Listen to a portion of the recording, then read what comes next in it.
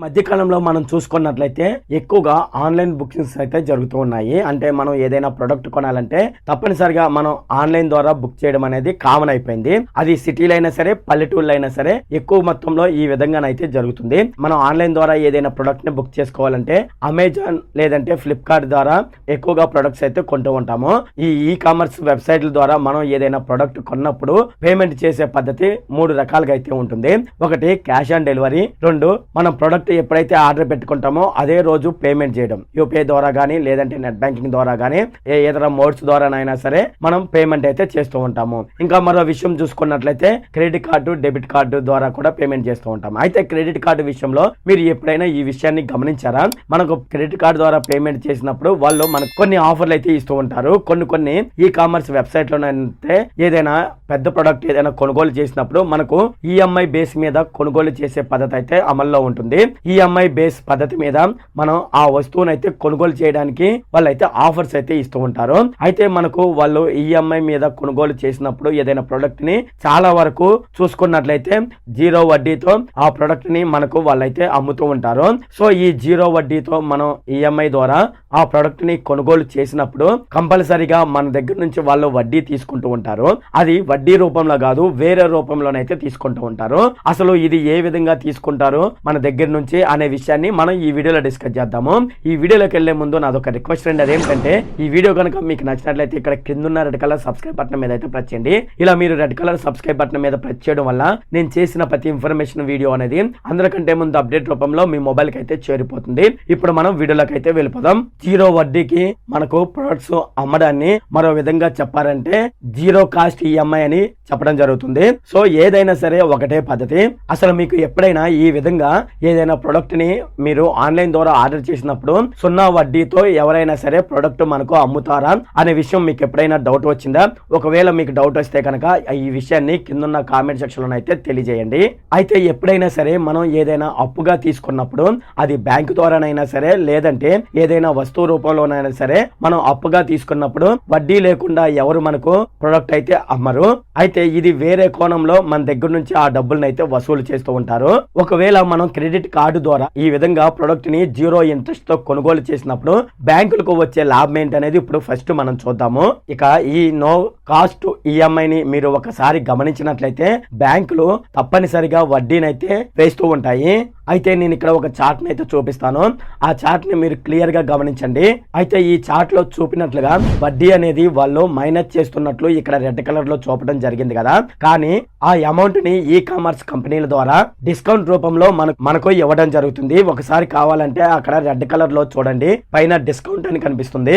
అయితే ఇక్కడ గమనించినట్లయితే బ్యాంకులకు వడ్డీ అయితే తప్పనిసరిగా వస్తుంది, కావాలంటే అక్కడ చూడండి. కానీ ఈ కామర్స్ కంపెనీలు ఏం చేస్తూ ఉంటాయి అంటే ఆ వడ్డీని డిస్కౌంట్ రూపంలో తీసేస్తున్నట్లుగా మనకు అక్కడైతే షో చేస్తాయి. పైపెచ్చు కొన్ని ఈ కామర్స్ వెబ్సైట్లు ఏం చేస్తాయి అంటే ప్రాసెసింగ్ ఫీ అని అలాగే జిఎస్టీ అని మన దగ్గర నుంచి 0 కాస్ట్ ఈఎంఐ ద్వారా కొనుగోలు చేసినప్పుడు మనకు ఈ ఛార్జెస్ అయితే వసూలు చేస్తూ ఉంటాయి.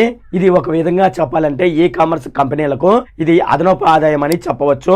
ఏదంటే ప్రాసెసింగ్ ఫీ అలాగే జిఎస్టీ కూడాను. అయితే ఇక్కడ ఒక బ్యాచ్ అయితే ఉంటుంది. అదేమిటంటే ఓన్లీ అమెజాన్, ఫ్లిప్కార్ట్ లో వచ్చే ఆఫర్స్ కోసమే క్రెడిట్ కార్డులు తీసుకునే ఒక బ్యాచ్ అయితే ఉంటుంది. ఆ బ్యాచ్ మన ఇండియాలో చాలా మంది అయితే ఉన్నారు. ఎందుకంటే క్రెడిట్ కార్డు తీసుకుంటే మనకు ఆన్లైన్ ద్వారా షాపింగ్ చేసినప్పుడు మనకు 0 కాస్ట్ ఈఎంఐ లో మనకు వస్తువు దొరుకుతుందని చాలా మంది ఆశపడి క్రెడిట్ కార్డులు అయితే ఎక్కువగా తీసుకుంటారు. ఇక్కడ బ్యాంకులు అలాగే ఈ కామర్స్ వెబ్సైట్ లో బిజినెస్ ఏంటంటే ఇక్కడ బ్యాంకుల ద్వారా క్రెడిట్ కార్డులను కొనుగోలు చేపించడం. ఇది బ్యాంకుల పైన అయితే నిన్ను వారి రెగ్యులర్ కస్టమర్లుగా మలచుకునే అవకాశం బ్యాంకులకు అయితే ఉంటుంది. దాని ద్వారా బ్యాంకులు ఏం చేస్తూ ఉంటాయి అంటే క్రెడిట్ కార్డు ఒకటి మనకి ఇచ్చారనుకోండి, తద్వారా పర్సనల్ లోన్స్ ఇస్తామని, కార్ లోన్స్ ఇస్తామని, అలాగే హోమ్ లోన్స్ ఇస్తామని అలా మనకు కాల్ చేసి మన వెంట పడి మరి మనకు అప్పులైతే ఇస్తూ ఉంటాయి. ఇక ఇలా చేయడం ద్వారా ఈ కామర్స్ వెబ్సైట్లకు వచ్చే లాభం ఏంటనేది ఇప్పుడు మనం చూద్దాము.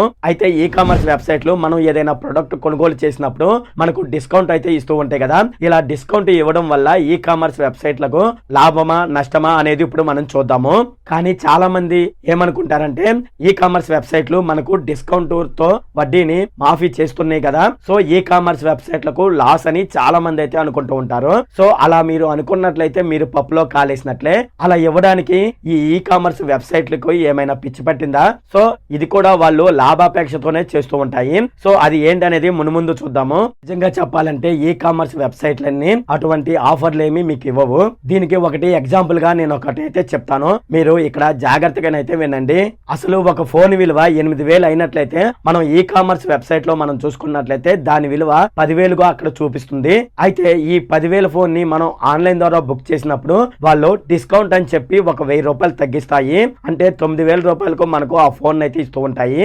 అయితే ఆ ఫోన్ యొక్క యాక్చువల్ ప్రైస్ 8,000 అని ఇంతకు ముందు చెప్పుకున్నాం కదా, అంటే 8,000 ఫోను మనకు 9,000కు అమ్ముతుంది. అంటే ఈ కామర్స్ వెబ్సైట్లకు 1,000 రూపాయలు లాభం వస్తుంది. ఇదే సూత్రాన్ని ఈ కామర్స్ వెబ్సైట్లన్నీ అన్ని ప్రొడక్ట్స్ కు ఈ విధంగానే చేస్తూ ఉంటాయి.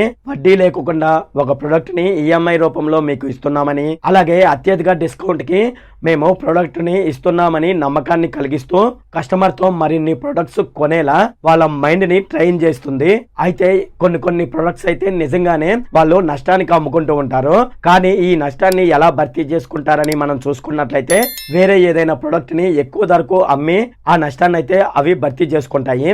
అంతేగాని ఈ కామర్స్ వెబ్సైట్లు అయితే లాస్ అయితే ఉండవు. సో మీరు ఈఎంఐ ద్వారా ఏదైనా ప్రొడక్ట్ కొనేటప్పుడు అన్ని విషయాలు జాగ్రత్తగా చూసుకోండి. అంతేకాకుండా ఆ ప్రొడక్ట్ మార్కెట్ అంటే ఈ కామర్స్ వెబ్సైట్ లో కాకుండా బయట ఏ రేటుతో ఉందనే విషయాన్ని మీరు తప్పనిసరిగా చూసుకొని ఆ ప్రొడక్ట్ ని కొనుగోలు చేస్తే మంచిది. ఇది ఫ్రెండ్ ఈ వీడియోలో. ఫ్రెండ్ ఈ వీడియో కనుక మీకు నచ్చినట్లయితే ఇక్కడ కింద ఉన్న రెడ్ కలర్ సబ్స్క్రైబ్ బటన్ మీద అయితే ప్రెస్ చేయండి. అలాగే ఈ వీడియోని మీ ఫ్రెండ్స్ అండ్ ఫ్యామిలీ మెంబర్స్ కి అయితే షేర్ చేయండి. అలాగే ఈ వీడియో సంబంధించి ఏమైనా కామెంట్లు ఉన్నాయి అనుకోండి, తప్పనిసరిగా కింద ఉన్న కామెంట్ సెక్షన్ లో అయితే తెలియజేయండి. ఈ వీడియో అంతే friend. Okay, thank you friend.